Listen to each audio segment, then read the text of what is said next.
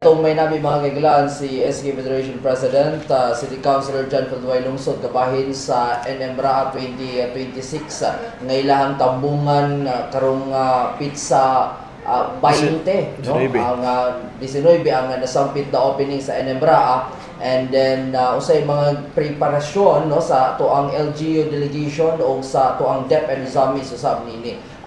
Konsehal mayong adlaw. Okay, mayong adlaw sa tanan no nga nagtan-aw karon. Una, salamat sa pagbisita na si Sir Glenn Roluna sa Misamis News Network, Widowing Caliora sa Mindanao Pulse Forum. Ingin man ang nag-iisang di po dita kaingon nga bagiitan lang nga magsisibyo siya sa amin si Sir Dodong Bargabinto. Mayong adlaw kaninyong tanan no.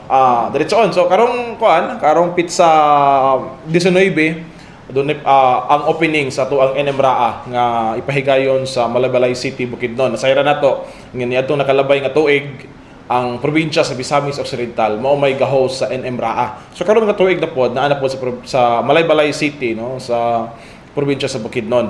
So sa tuwa lang sa part sa Ozamis City, doon natay athletes nato diri gikan sa division sa Ozamis City nga 81 kabaga athletes ang min-join sa NMRA nga nagdala sa banner sa One Ascenso Misamis Occidental nga mokompete sa NMRA. So ang elementary nato ni ana 25 kabuok, ang secondary 56 kabuok. Atong mga atleta sa tibuok probinsya sa Misamis Occidental na arrive or miabot sa Malaybalay City, Bukidnon atong Marso 11, 2026. Kundiin syempre nga inyohang nabantayan nga pizza 19 ang opening, 11 ang naabot ang ato ang mga athletes tungod kay syempre dapat man gyud napapuy usa ka semana nga kanang gap ba kay ang dula para pod nga makapadayon sa ilang ensayo didto kay importante man na para mahanas sila sa area, mahanas sila sa lugar, mahanas sila sa playing venues no kung unsa man gani.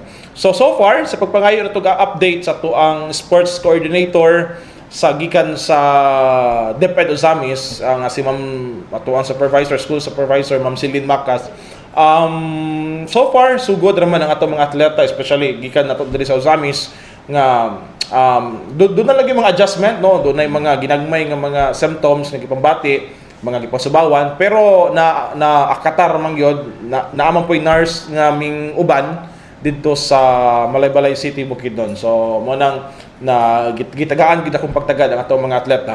And of course ang tibuok council no, ang council atong mayor syudad sa Ozamis mo adto ta para sa paghimuon nga opening sa NMRA dito sa Malaybalay City, Bukidnon para sa ingon nga mapakita o mapadayag ang ato ang suporta sa ato mga atleta nga mga Misamisnon o Gusamisnon. So karong Marso 19 naatas sa Bukidnon aron ipakita nato ang pagsuporta uban ang ato ang mayor o ang atong vice mayor sa syudad sa Ozamis, mga kaigsunan. Kunsel, kumusta ka ang ilang pagpagandam sa atong mga atleta?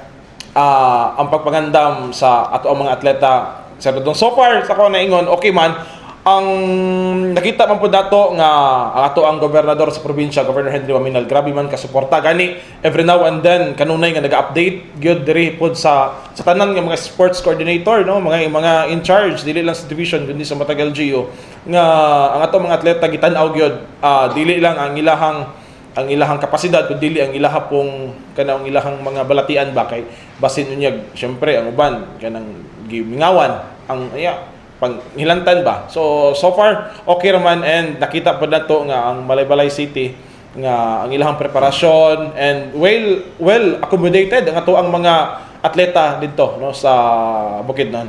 Naka-idea ko Kunsel sa overall sa Misamis Occidental? Sa overall kung pila ka buok? Pila ka buok? Kana mo nalimtan na to pangutan na Sir Dodong.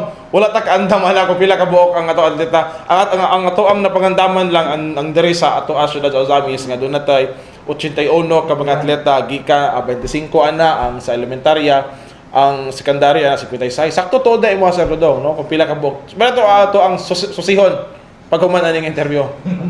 Ito tanawan ang update. So far so good ang ato mga atleta. Walay angay kabalakan ang mga parente, mga kapamilya nga dili makaadto sa opening, dili makaadto sa playing venues sa Bukidnon kay medyo layo man gyud gikan diri sa syudad sa Ozamis.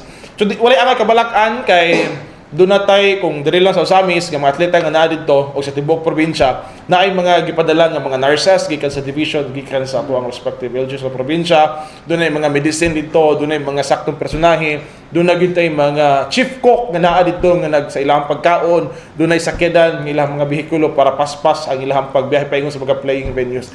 And ang dula ana di ay tuod Sir Dudong no, opening sa Marso 19, mag-start na gid ang game proper ana karong sa 21 sa Marso paingon sa 23.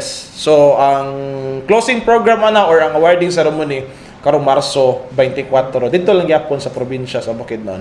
So ang playing venues na sa Balay-Balay City, na sa Valencia, magdepende na on sa mga cater nila, Sir Dudong. Kato lang.